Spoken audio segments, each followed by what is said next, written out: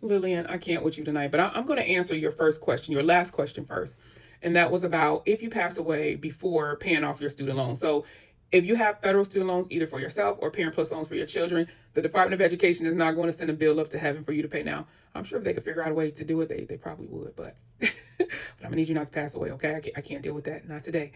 But the loans will be discharged, so you don't have to worry about that. Your family doesn't have to worry about it. Your children don't have to worry about it. If you pass away prior to paying off your student loans, your federal student loans, or your Parent Plus loans, they will be discharged.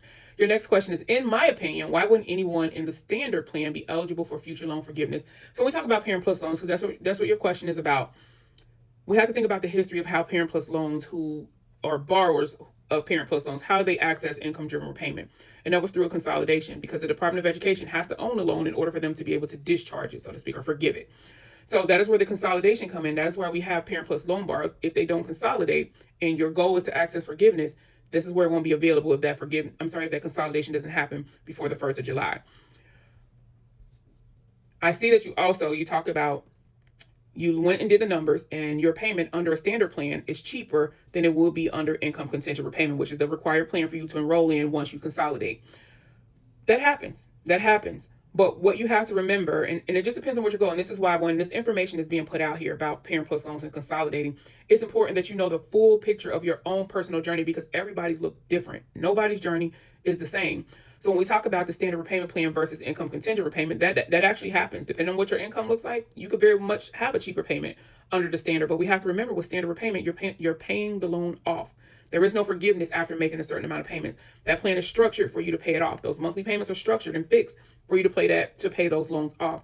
When we talk about income contingent repayment, which eventually you'll be transferred into income-based repayment, with the passing of the One Big Beautiful Bill Act, the income contingent repayment plan is going to be phased out.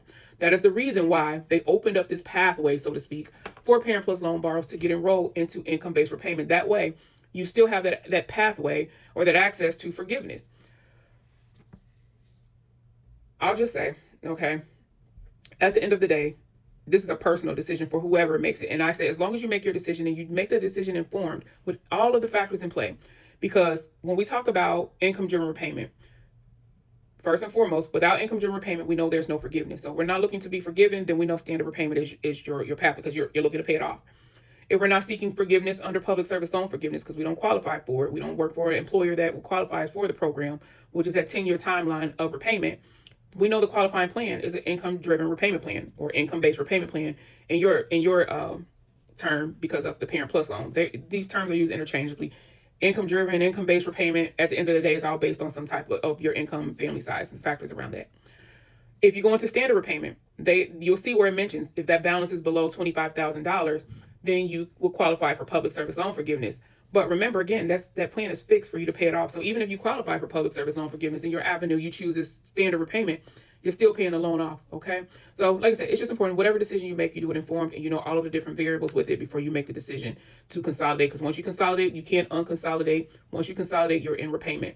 And the only other way is to seek out a forbearance through the loan servicer. And we know that those aren't even plentiful anymore. And so, yeah, just having all the factors, and then, yeah, good luck with everything.